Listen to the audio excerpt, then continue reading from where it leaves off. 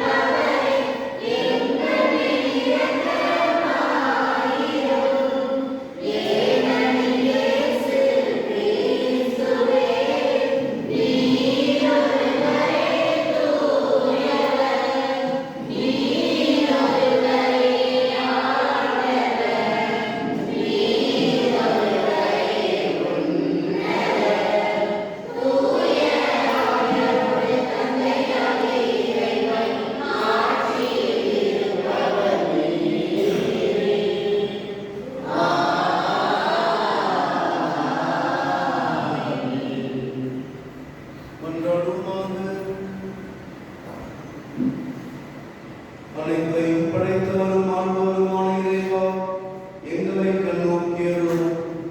அதனால் உமது பரிவிரக்கத்தின் செயலாற்றலை உயிர்ப்புணர்ந்து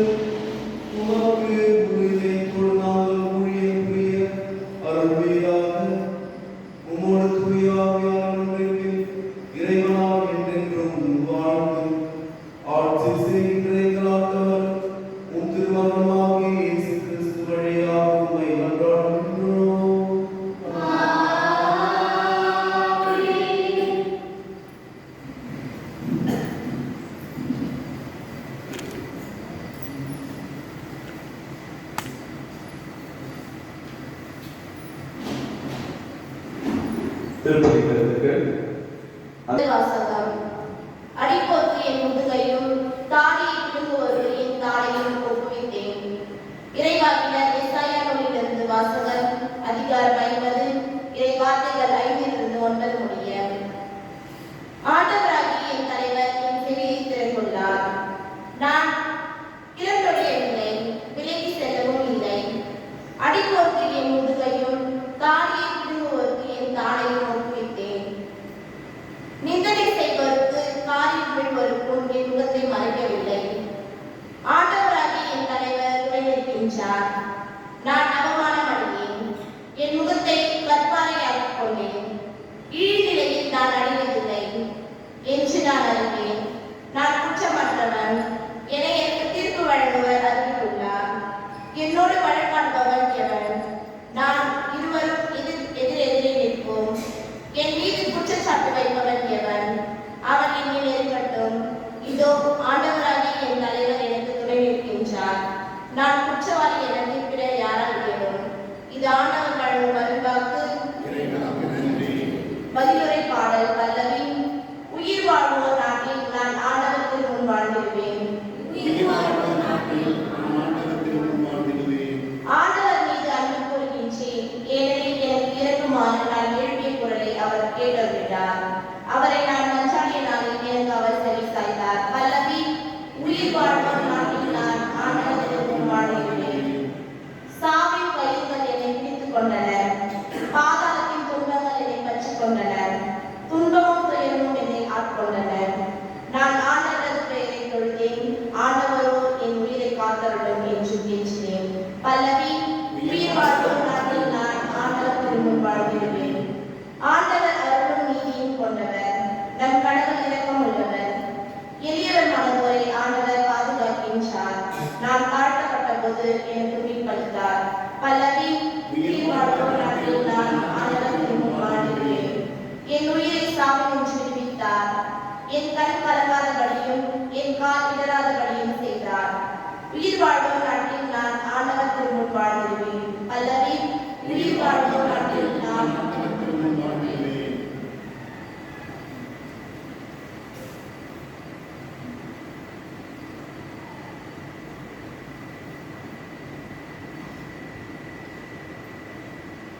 இரண்டாம் வாசகம்.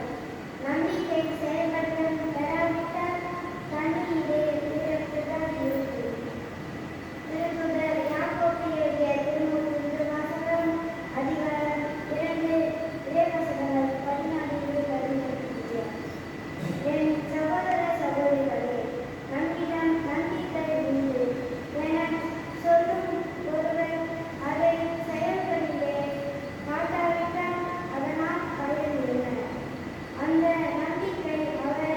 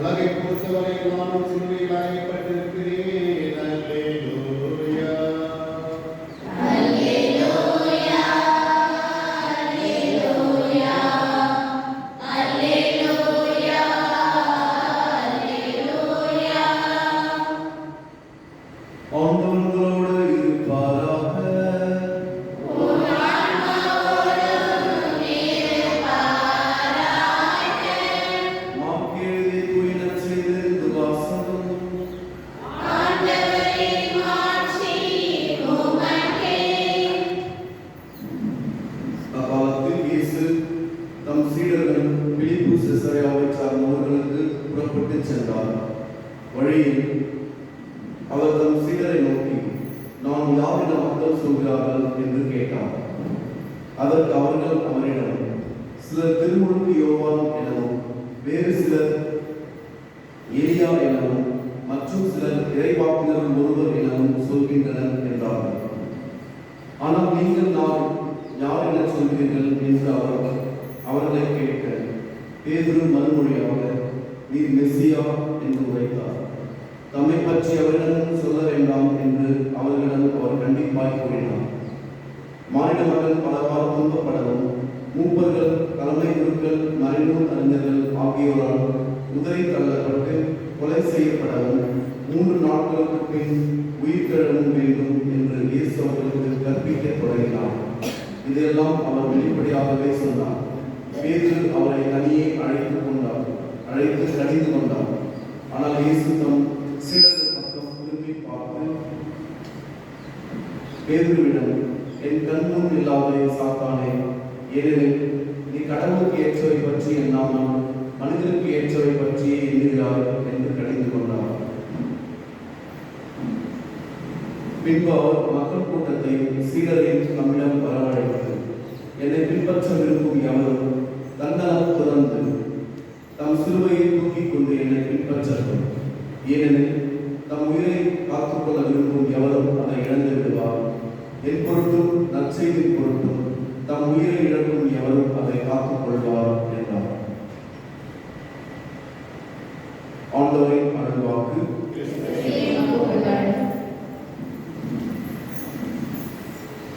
அன்பு சகோதர சகோதரிகளே, இன்றைய வாசக வழிபாடு நம் அனைவருக்கும் சீடத்துவத்திற்கு நாம் செய்ய வேண்டிய செயல்பாடு அல்லது கிறிஸ்துவின் உண்மை சீடர்களாக வாழ்வதற்கு நாம் செய்ய வேண்டிய கடமைகளை உணர்த்துகின்றது. அந்த கடமைகள் முறையை என்னை பின்பற்ற விரும்புகின்ற எவரும், விருப்பம் இருப்பவர்கள், இயேசு எல்லாருமே இந்த அழைப்புக்கு உட்படுத்தவில்லை. தம் சீடர்களிடம் அவர் சொன்னார், என்னை பின்பற்ற விரும்பினால்,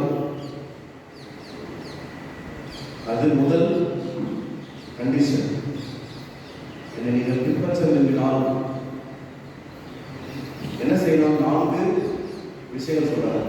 தன்னலம் துறந்து தம் சிலுவையை தூக்கிக் கொண்டு என்னை பின்பற்ற 3 இந்த விஷயம்.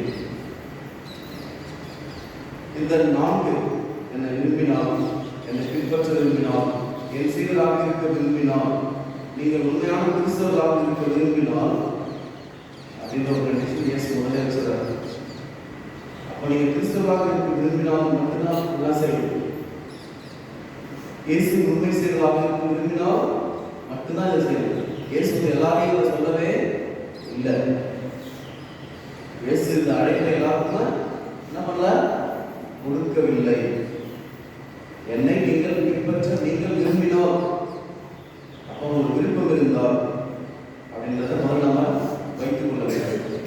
அந்த விருப்பம் என்பதை பற்றி நாம் முதலில் சிந்திக்க அழைக்கப்படுகிறோம். விருப்பம் என்றால் நீங்கள் விரும்பினால்,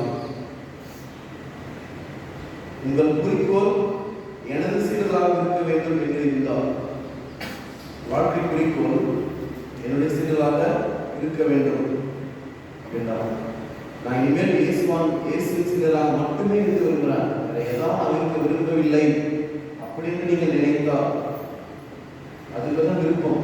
இயேசுவோட விருப்பம். ஏனென்றால் இயேசுவை பலர் பின்பற்றினார்கள். இயேசுவை பார்த்து பலர் ஆச்சரியப்பட்டார்கள், வியப்படைந்தார்கள். அவர் பண்றது எல்லாமே மக்களுக்கு அதிசயமாக இருந்தது. ஆனால் எல்லாருமே இயேசுவை என்ன பண்ணல? பின்பற்றினார். இயேசு எல்லாருமே பின்பற்றினாங்க. யாரெல்லாம் என் பின்னாடி வரீங்களோ எல்லாரும் கப்பல் சரியா எல்லாம் கிட்ட வந்து நாட்டை வந்து கண்ணெல்லாம் கொடுத்து திருப்பி என் பின்னாடி வரணும். யாராவது வந்து எல்லாம் எஸ்கேப் பண்ணீங்க இன்னும் நடக்கு தெரியாது அப்படின்னு சொன்னாரா? கிடையாது. நீங்கள் என்னை பின்பற்ற விரும்பினால் சொல்றாங்க. எனவே கிறிஸ்தவராக வாழக்கூடிய அழைப்பு என்பது ஒரு மனிதன், தனிப்பட்ட மனிதனின் விருப்புதற்கு உட்பட்டது. விரும்பினால் நான் செய்யணும் சொல்றாரு. இது எந்த விதமான அழுத்தமும் நிர்பந்தமும் இதில் இல்லை. இது முதல் கருத்து. இரண்டாவதாக தன்னலம் துறந்து என்கின்ற செய்தி சொல்லப்படுகிறது. தன்னலம் துறந்து என்பது நமக்கு பல செய்திகளை தருகிறது. தன்னலம் எதை துறக்க வேண்டும், எதை துறக்க வேண்டும்? இயேசு எல்லாத்தையும் துறக்க சொல்றது. ஏனென்றால் துறவு என்பது ஒரு எதிர்மறை எண்ணத்தை தருகின்றது. எதுவுமே இல்லாமல் இருக்குதான் துறவு. அப்படிதான் நம்ம நினைக்கிறோம். எதுவுமே இல்லாம இருப்பதுதான் துறவு. நிறைய பேர் என்ன பண்றாங்க, துறவு இல்லாத இருக்கணும். எதுவுமே கல்யாணம் பண்ணிப்பாங்க, ஆனால் கல்யாணம் பண்ணாத மாதிரி இருப்பாங்க. மனைவி கூட சேர மாட்டாங்க, மனைவி கூட பேச மாட்டாங்க. கல்யாணம் பண்ணிப்பாங்க, ஆனால் நம்ம கூட பேச மாட்டாங்க. இது ஒரு மாடல் துறவு. சம்பாதிச்சாங்க என்ன பண்ண மாட்டாங்க, யாருமே பேச மாட்டாங்க. அப்போ அவருக்கு துறவிகளுக்கு என்ன வாழ்க்கை? துறவிகள் உண்மையாகவே அவங்க என்ன செய்யணும்? தங்கள் குடும்பங்களை கடந்து அவங்க வெறுத்துகளே கடந்துன்றதால வெறுத்துன்றத வெறுத்து என்பது கிடையாது. இப்போ நான் துறவரத்தில் நான் எங்கள் அம்மாவை வெறுக்க முடியுமா? சகோதர சகோதரி வெறுக்க முடியுமா? அந்த வெறுப்பு கிடையாது. டைவர்ஸ் போகணும் சொல்ல முடியுமா? கிடையாது. ஆனால் நிறைய பேர் திருமணம் என்கின்ற இல்லற வாழ்வை தொடங்கிவிட்டு பெற்றோர்களோடும் பிள்ளைகளோடும் சகோதர சகோதரிகளோடும் ஏன் வாழ்க்கை துணைவர்களோடு கூட என்ன பண்ணாமல் இருக்காங்க, உறவு இல்லாமல் இருக்காங்க, பேசாமல் இருக்காங்க. இதை தான் துறக்கணும்னு சொல்றாங்க. பேசாமல் இருக்க அது ஏனென்றால் நீங்கள் ஏற்றுக்கொண்ட கடமை, அது குடும்ப வாழ்வு நீங்கள் ஏற்றுக்கொண்டது, இறைவனுக்கு முன் நீங்கள் கொடுத்த வாக்குறுதி, இறைவனின் விருப்பம். ஆனால் எத்தனை பேருக்கு தெரியுது, நம்ம ஊர்ல இருக்கிற பல பேரோட பேசாம நினைச்சுப்பாங்க. அவங்க துறவிகள். ஏன் இவங்க கூட பேசுறதில்ல, அவங்க கூட பேசுறதில்ல, எல்லாரும் பேசணும். இந்த காலத்துல அவங்களா பேசுறதில்ல. மனைவி கூட பேச மாட்டாங்க, கணவன் கூட பேச மாட்டாங்க, பெற்றவங்க கூட பேச மாட்டாங்க, பிள்ளைகள் கூட பேச மாட்டாங்க. இது ஆண்மை என்ற ஈகோ, சுயம். அந்த சுயத்தை நாம் துறக்க வேண்டும் என்று இயேசு நமக்கு சொல்லுகிறார். கர்வம், தலைகணம், இது பார்த்தீங்களா? இயேசு இதைதான் துறக்க சொல்றாரு. இதற்கு தான் இதைதான் வெறுக்க சொல்றாரு. என்னை பின்பற்றுவதுனா நீங்க என்ன பண்ணணும்? உங்கள் சுய விருப்பு இருக்குது பார்த்தீங்களா? இவனை எனக்கு பிடிக்காது, இவெல்லாம் எனக்கு பிடிக்கும், இதெல்லாம் எனக்கு தேவை, இதெல்லாம் எனக்கு தேவை, நம்ம ஆசைப்பட மாட்டீங்களா? அந்த ஆசையை துறந்து, பேராசையை துறந்து என்ன சொல்றாரு? என்னை நீங்கள் பின்பற்ற விரும்பினால், அது முதல்ல நம்ம வச்சுக்கணும். என்னை பின்பற்ற விரும்பினால் இப்படிப்பட்ட தலைகணம், கர்வம், நான் என்கின்ற அந்த ஒரு எண்ணம், பேராசை, இதெல்லாம் எனக்கு பிடிக்கும், இதெல்லாம் எனக்கு பிடிக்காது, அவனை எனக்கு பிடிக்காது, சாவதற்கு என்ன பண்ணாங்க பேச பண்ண நினைக்கிறீங்களா? இப்படிப்பட்ட இந்த மனநிலையை நீங்கள் உணர்க்க வேண்டும், வெறுக்க வேண்டும் அப்படின்னு இயேசு சொல்றாங்க. அப்போ இது எதிர்மறை கிடையாது. நான் முதல்ல துறவுன்னு சொன்னது எதிர்மறை. ஆனால் நீங்கள் இதை புரிந்து கொண்டு கடைபிடித்தால் இது நேர்மறையாக மாறும். அப்படின்னு அர்த்தம், இயேசுக்கு ஆம் சொல்ல வேண்டும். நமது சுயம், நம்ம செல்ஃப், அந்த சுயத்திற்கு நாம் என்ன சொல்லணும்? இல்லை என்று சொல்ல வேண்டும். எனக்கு விருப்பம் எதுவுமே கிடையாது. எல்லாமே யாருக்கு விருப்பம்? கடவுளுடைய விருப்பம். எனக்கும் ஒன்றும் இல்லை. இதில் நம்ம நிறைய நினைச்சு பார்க்கணும். அப்ப எங்களுக்கு ஆசை இல்லையா? எங்களுக்கு எதுவுமே இல்லை. உண்மையில் இறைவனை நீங்கள் முதன்மையாக்கி கொண்டால் நீங்கள் எந்த குறிக்கோளை வைத்திருக்கிறீர்களோ அதை விட பல மடங்கு உயர்ந்த குறிக்கோளை கடவுள் கொடுப்பார். அதான் முக்கியமானது.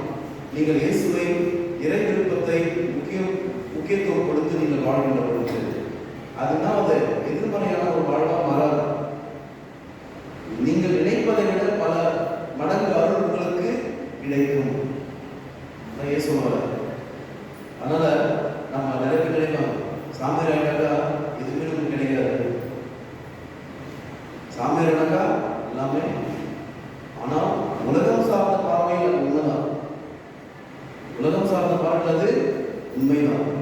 ஆனால் இயேசு அழகாக சொல்றாங்க, ஏனெனில் தம் உயிரை காத்துக்கொள்ள விரும்பும் எவரும் அதை இழந்து விடுவார். என் பொருட்கள் நற்செய்தியின் பொருட்கள் தம் உயிரை இழக்கும் எவரும் அதை காத்துக்கொள்வார். இங்க மத்திய கட்சியில் பார்த்தீங்கன்னாக்கா பல மடங்கு அவர் என்ன பண்ணாங்க, திரும்ப பெற்றுக்கொள்வார்கள். என் பொருட்டு யாரெல்லாம் தன் தந்தையையும் தாயையும் சகோதரர்களை இழப்பொழுது விட்டு விடுகின்ற எவரும் 100 மடங்கு அதை என்ன பண்ணுவாங்க, திரும்ப பெறுவார்கள். எப்படி அது? இப்ப நான் ஒருவேளை இல்லற வாழ்க்கை மேற்கொண்டிருந்தா எங்க அம்மா எனக்கு தெரிஞ்சிருக்கும். ஆனால் நான் எத்தனை பங்குகளுக்கு போறேன், நிறைய பங்கு போறேன் இல்லையா? எல்லாருமே இன்னைக்கு என்ன பார்க்குறாங்க, மகனாக பார்ப்பாங்க. நான் எல்லாரையும் அம்மா சொல்லணும். உறவுகள் அதிகமாக உள்ளது. சகோதர சகோதரிகள் எவ்வளோ பேர் நான் கூப்பிடுறேன், எவ்வளோ பேர் நான் தம்பின்னு கூப்பிடுறேன். உறவுகள் வலுப்பெறுகின்றது, உறவுகள் விரிவடைகின்றது. அது நம்ம கண்கூடா பார்க்கலாம். எங்கு ஒரு நமது மக்கள் நிறைய பாலசி இருக்காங்க. எத்தனை ஊர்ல இருந்து அவங்களுக்கு தெரியும், சாமியில் எத்தனை பங்கு மக்கள் தெரியும், எத்தனை மக்களை தெரியும். நாம் ஒருவேளை துறவர நிலையை இருக்கின்ற பொழுது இல்லற வாழ்வில் இருந்தாக்கா யார் நமக்கு உதவி செய்வாங்க? நம்ம அப்பா அம்மா, நம்ம சகோதர சகோதரிகள், சொந்தக்காரங்க உதவி செய்வாங்க. ஆனால் நாம் இந்த துறவர வாழ்வை மேற்கொள்ளும் பொழுது உதவி கேட்டால் தான் பண்ணுவாங்க, யார் வேணாலும் செய்வாங்க. நான் இங்க இருக்கிறேன், என்னை யாராவது கூட்டு போவாங்கன்னா பண்ணுவாங்க, கூட்டு போக மாட்டாங்க. ஏன் கூட்டு போவாங்க?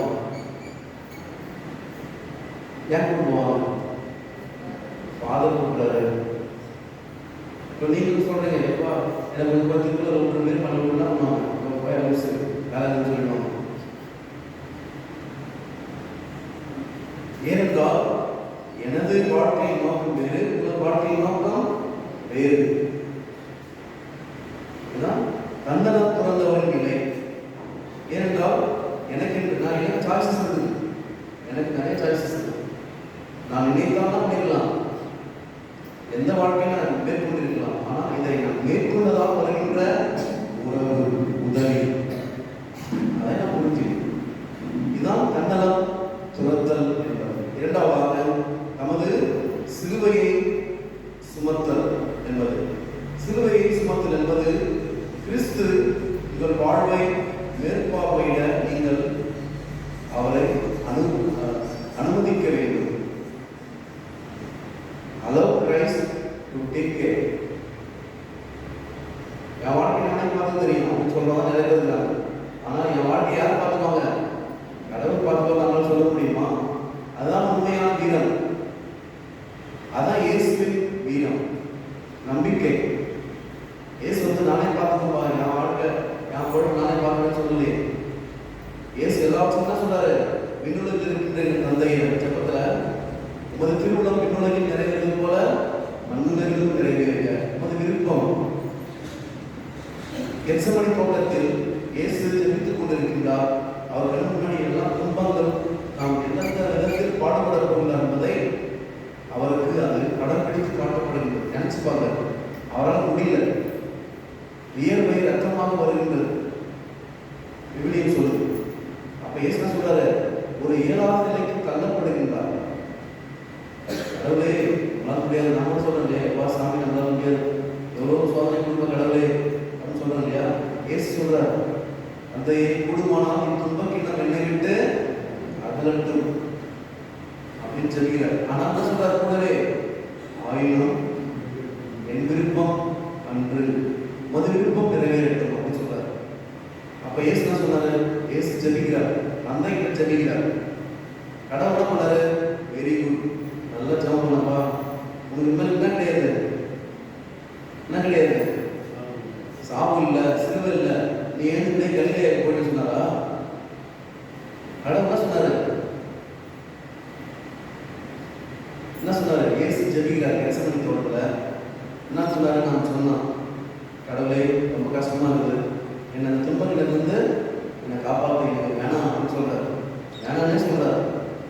கூடுமானால் துன்பக்கிண்ணம் என்னை விட்டு அகலட்டும், நீங்கட்டும் அப்படின்னு சொல்றாரு. ஆயினும் என் விருப்பம் அன்று உமது விருப்பம் நிறைவேறன்னு சொல்றார். கடவுள் என்ன பண்ணார்? கேட்கிறாரா? கடவுள் இயேசு ஜெபத்தை என்ன பண்ணல? கேட்கல. இயேசு விரக்தியின் உச்சகட்டத்திற்கு சென்று, என் கடவுளே ஏன் என்னை கைவிட்டி?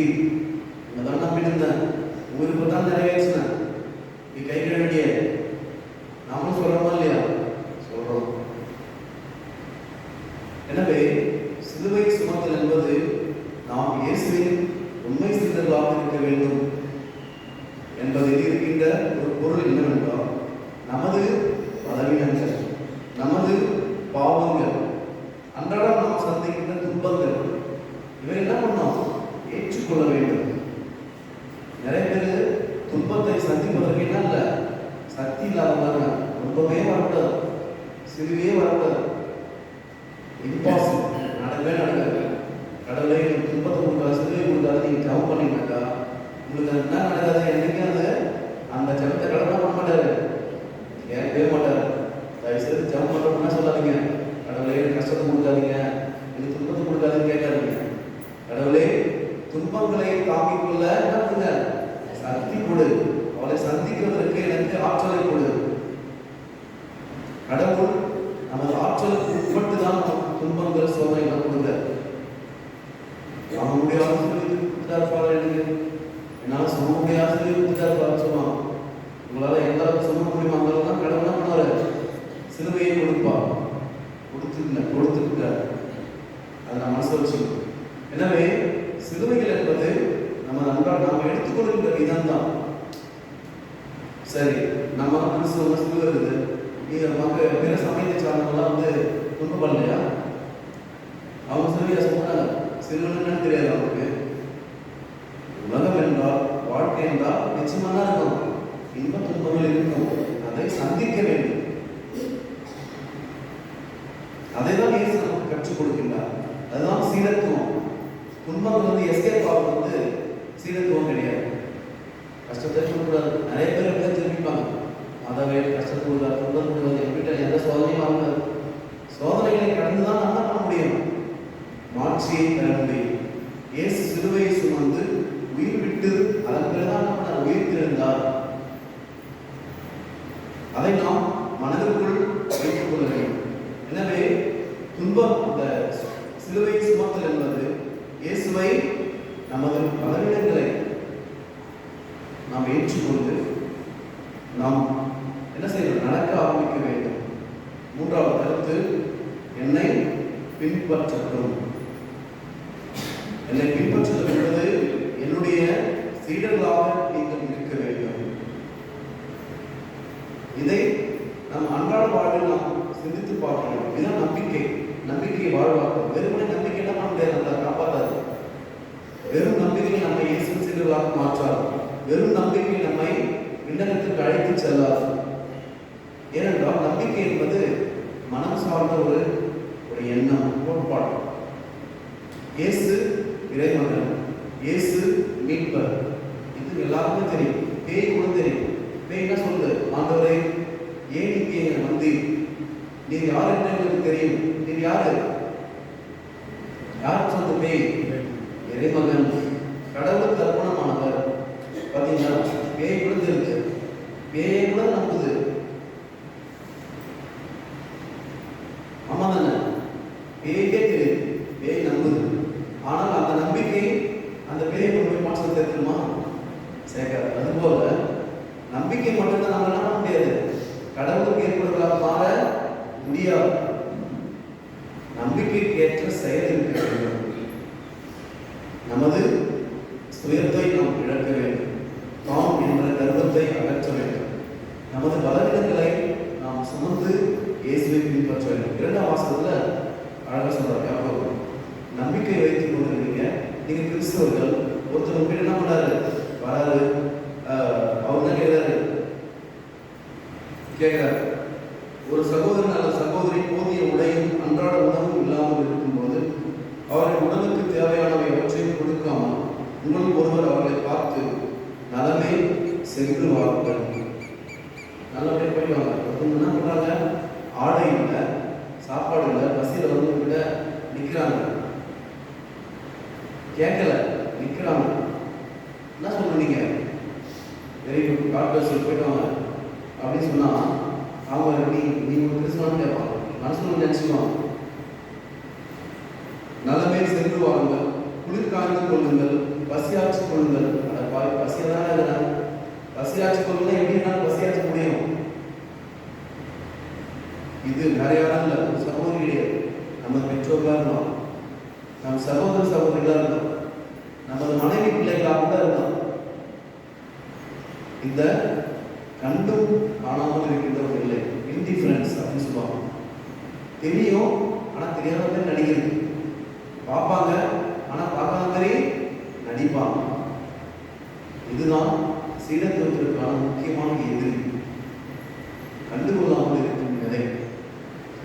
அவங்க அழுவாங்க, கதுவுலாம் டைட்டாக போட்டுட்டு என்ன பண்ணாங்க, டிவி சவுண்ட் வச்சுருப்பாங்க, பாட்டு சவுண்ட் வச்சுருப்பாங்க. ஏன் அழுகுனாங்க, எதுக்கு அழுகுனாங்க, என்ன பிரச்சனை, போய் என்ன பண்ண மாட்டாங்க, போய் கேட்க மாட்டாங்க. இது சீடத்துவம் கிடையாது, கிறிஸ்து வாழ்வும் கிடையாது. உங்க நம்பிக்கை வீண், செத்த நம்பிக்கை. யாக்கோபு அழகா சொல்வார், செயலற்ற நம்பிக்கை செத்த நம்பிக்கை சொல்லுவார். எனவே அன்புக்குரியவர்களே, நாம் இன்று நம்ம நம்பிக்கையை சீர்தூக்கி பார்க்கணும். என் நம்பிக்கை வாழ்வோட இணைஞ்சிருந்தா இல்லையா, என் நம்பிக்கையை நான் வாழ்வாக்கனா இல்லையா அப்படின்னு யோசித்து பார்ப்போம். ஏனென்றால் நம்பிக்கைக்கு மட்டும் விண்ணகம் கிடையாது. நம்பிக்கையை நாம் செயலில் காட்டுகின்ற போதுதான் இயேசு நமக்கு விண்ணக பரிசை தருவார். அதற்கான வரத்தை இந்த பலியில் கொண்டாடுவோம். ஆமென்.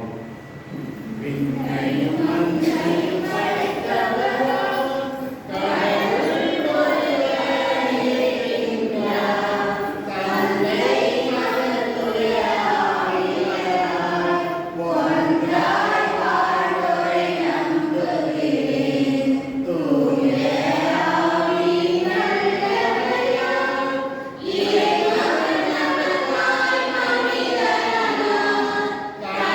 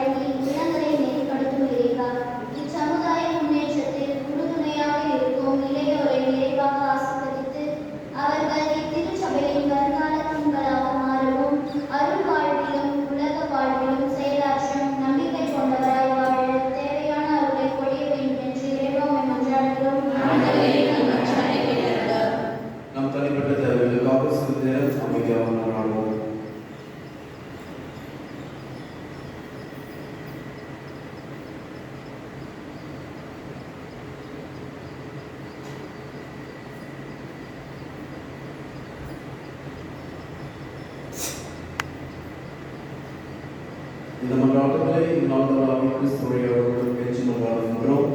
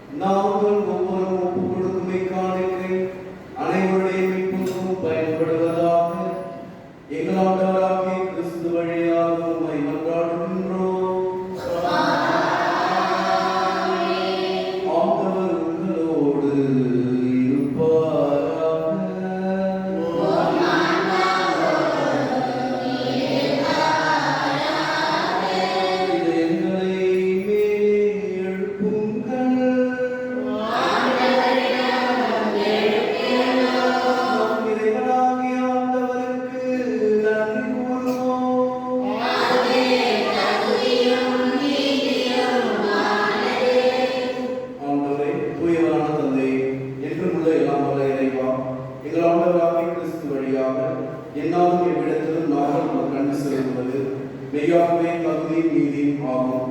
எங்கள் கடமையை மீட்புக்குரிய செயலும் ஆகும்.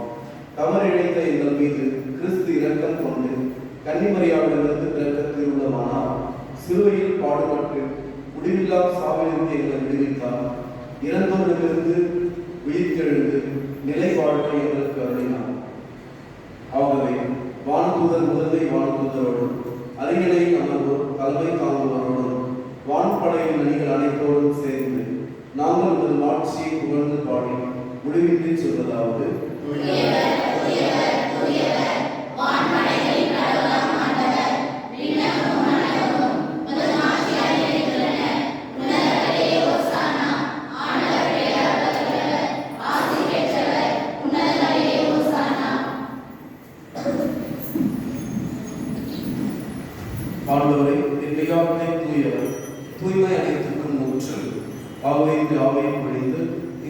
ஆவிகளை தூய்மைப்படுத்த உண்மை கேட்கின்றோம். இவ்வாறு உடலும் இரத்தமுமாக எங்களுக்கு இவை மாறுவதாக. அவர் பாடுபட உலகிலிருந்து தம்மை கையளித்த போது அப்பத்தை எடுத்து நன்றி செலுத்தி அதை பிட்டு தம் சீடர்களுக்கு அளித்து கூறினார், அனைவரும் இதிலிருந்து பெற்று உண்ணுங்கள், ஏனெனில் இது உங்களுக்காக கையளிக்கப்படும் என் உணவு.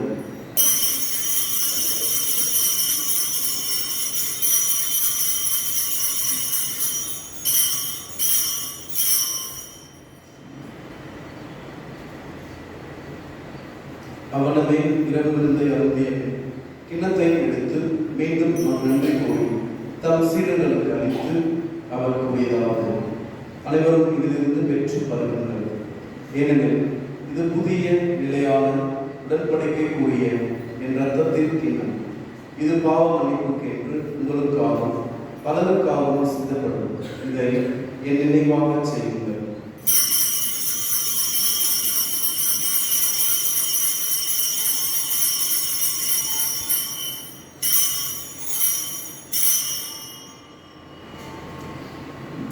நம்பிக்கை மறைபொருள்.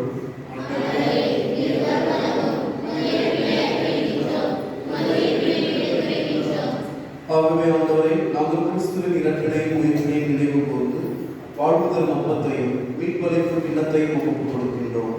உன் திருமுன்னின்று அக்கூழியனுடைய தகுந்தவர்களை ஏற்றுக்கொண்டு எனவே நன்றி செலுத்துகின்றோம். மேலும் கிறிஸ்துவின் உடலிலும் இரத்தத்திலும் பங்கு கொள்ளும் எங்களை தூய ஆவியார் ஒன்று சேர்க்க வேண்டும் என தாழ்மையுடன் கொண்டாடுகின்றோம். ஆண்டவரை, உலகிற்கும் பரவியிருக்கும் ஒரு திரு அவைகளின் கூறுதலும் எங்கள் திருத்தந்தை பிரான்சிஸ், எமது பேராயர் பிரான்சிஸ் கலிஸ்ட், எல்லா திருத்தலினர் ஆகிய அனைவரோடும் ஒரு திரு அவை அன்பில் நிறைவேற செய்கிறது.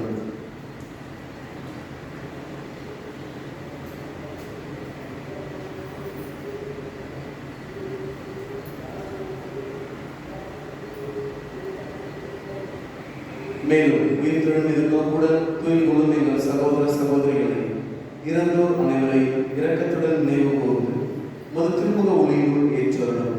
எங்கள் அனைவர் மீதும் இரக்கமாயும் கடவுளின் கன்னித்தாயான புனித மரியா, அவருடைய கணவரான புனித யோசேப்பு, புனித திருத்துதர்கள், இவ்வுலகில் நமக்கு உதவலாக இருந்தோம் ஆகிய புனிதர் அனைவரோடும் நாங்கள் நிலைவாழ்வில் பங்கு கொள்ளும் தகுதி பெற்று திருமகன் இயேசு கிறிஸ்து வழியாக உம்மை புகழ்ந்தேத்து வரம் அருள உம்மை மன்றாடுகின்றோம். இவர் வழியாக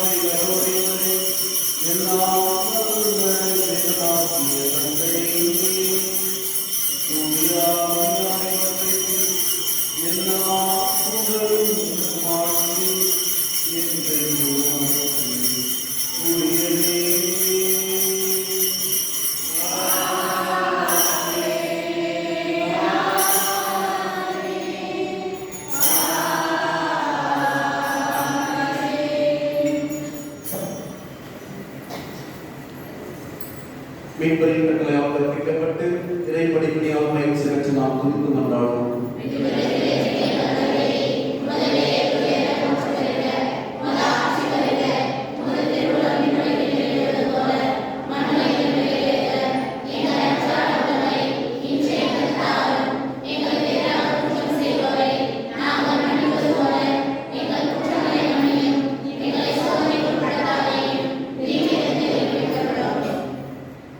ஆண்டவரை, தீமை அனைத்திலிருந்தும் எங்களை விடுவித்து எங்கள் வாழ்நாளில் அமைதியை கனிவுடன் அருளுமை மன்றாடுகின்றோம்.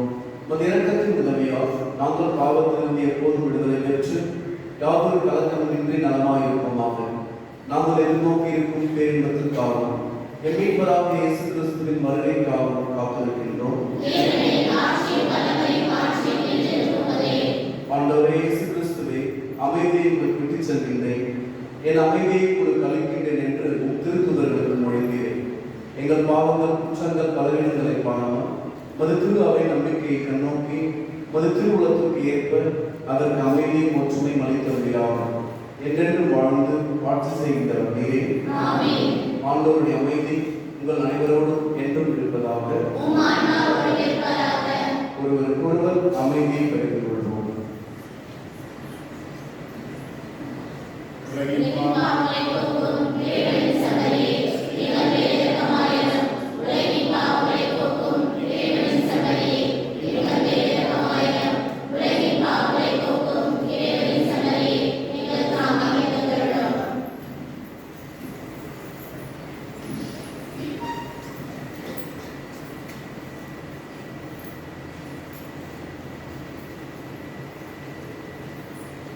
இதோ இறைவனின் செம்மறி, இதோ உலகின் பாவங்களை போக்குகின்றவர். செம்மறியின் விருதுக்கு அழைக்கப்பெற்ற நாம் அனைவருமே பேறு பெற்றோர்.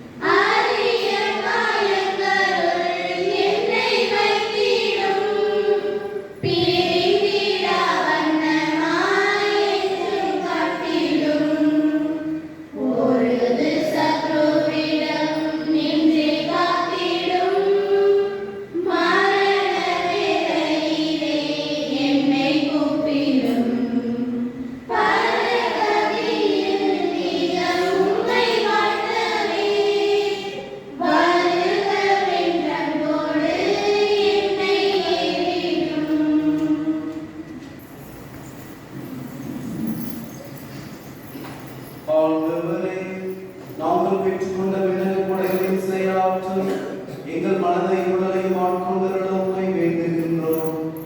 அதனால் நாங்கள் எங்கள் விருப்புகளுக்கு இடம் கொடுக்காமல் இத்திருவிருந்தின் பயனுக்கு ஏற்ப வாழ்வோமாக. எங்கள் ஆண்டவராகிய கிறிஸ்து வழியாக உம்மை மன்றாடுகின்றோம். ஆண்டவர் உங்களோடு இருப்பாராக.